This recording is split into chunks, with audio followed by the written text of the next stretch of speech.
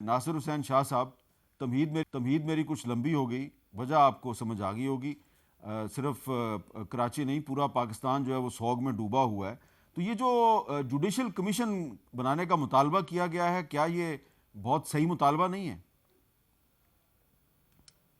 بسم اللہ الرحمن الرحیم، اللہم صلی علی محمد و آل محمد۔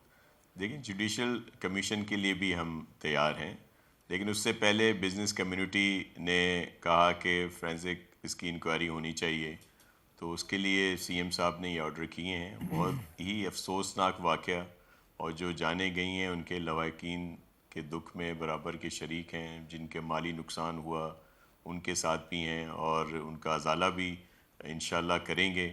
چیف منسٹر صاحب نے آج، ظاہر ہے کسی جان کا نعم البدل یا اس کا ازالہ تو نہیں کیا جا سکتا، لیکن ان خاندانوں کی دلجوئی کے لیے 1-1 کروڑ روپے کی اناؤنسمنٹ بھی کی ہے، اور جو نقصانات ہوئے ہیں ان کے اسسمنٹ کے لیے جو ہماری بزنس کمیونٹی ہے، چیمبر آف کامرس اور دیگر لوگوں سے کہا ہے کہ وہ اسیس کریں، تاکہ سندھ گورنمنٹ اس ازالے میں ان کی ہیلپ آؤٹ کر سکے، اور جب تک گل پلازا دوبارہ بنے تب تک ان کو کوئی دوسری جگہ پہ متبادل جگہ بھی ارینج اور کر شاہ کے دی صاحب، جا سکے، گل تاکہ وہ پلازا اپنا کاروبار کر شاہ سکیں۔ صاحب گل پلازا جب دوبارہ بنے گا تو دوبارہ بھی آپ اس میں ناجائز جو تعمیرات ہوئی ہیں ان کو ہونے دیں گے؟ کیونکہ ہماری اطلاعات کے مطابق اس میں بہت سی جو دکانیں ہیں وہ پارکنگ ایریا میں بنا دی گئیں، اور اس میں ناجائز تعمیرات ہوئیں۔ سندھ بلڈنگ کنٹرول اتھارٹی جو ہے وہ مکمل طور پہ یہاں پہ ہمیں ناکام نظر ڈسکنیکٹ آتی ہو ہے۔ گیا۔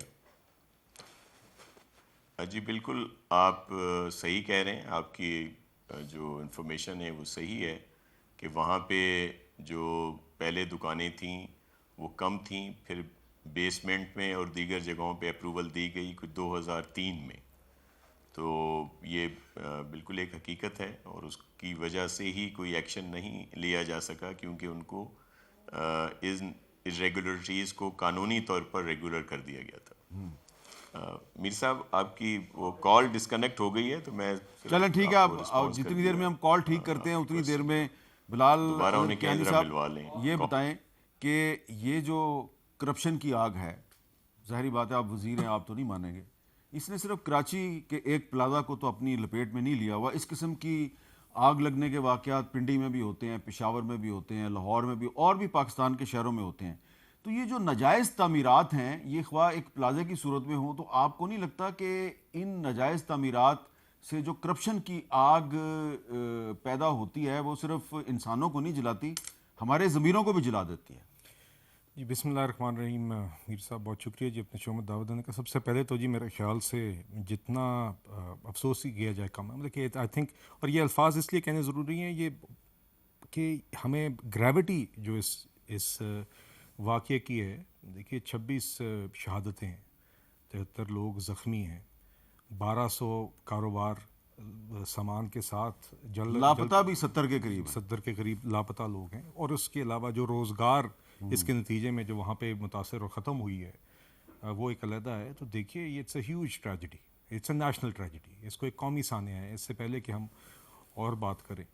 اور دیکھیے جب بھی اس طرح کا واقعہ ہوتا ہے، چاہے وہ دہشت گردی کا ہو، جہاں پر بھی ہماری بہنوں بھائیوں کی، بزرگوں کی، بچوں کی جانیں جاتی ہیں، آئی تھنک ہمیں کبھی بھی اس کو ایز جسٹ اندر انسیڈنٹ نہیں لینا چاہیے۔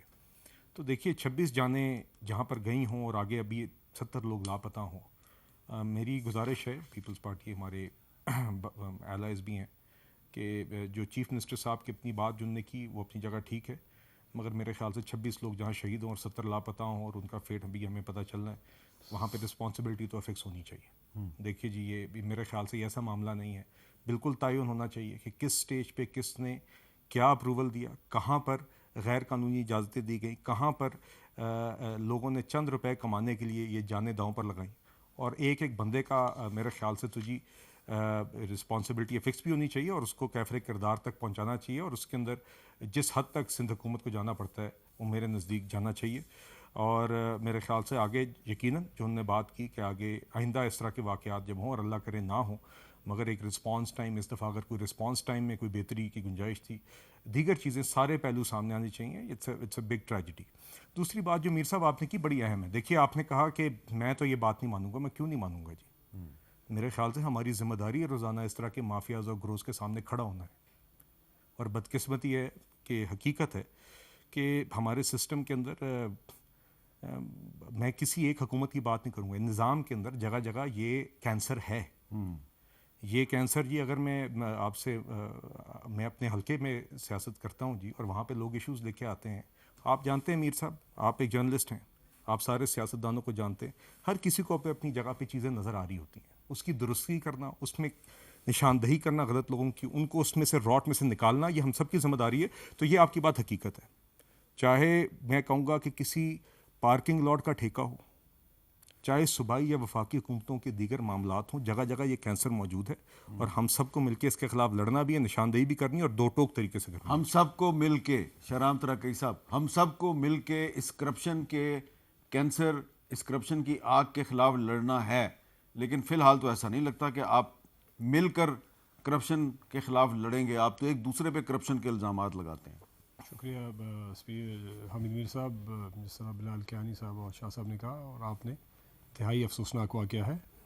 اور 26 لوگوں کی یا اس سے زیادہ کم و بیش غائب ہیں. کچھ مطلب یہ فیملیز ہیں، صرف لوگ نہیں جو چلے گئے، جو شہید ہو گئے وہ ایک طرف ہیں، جو رہ گئے وہ ان پہ الگ ہی ایک قیامت ہے. جن کے لواحقین یا جو لوگ غائب ہیں وہ ابھی دعا کر رہے ہوں گے کہ جی کس لیول پہ ہم کھڑے ہیں.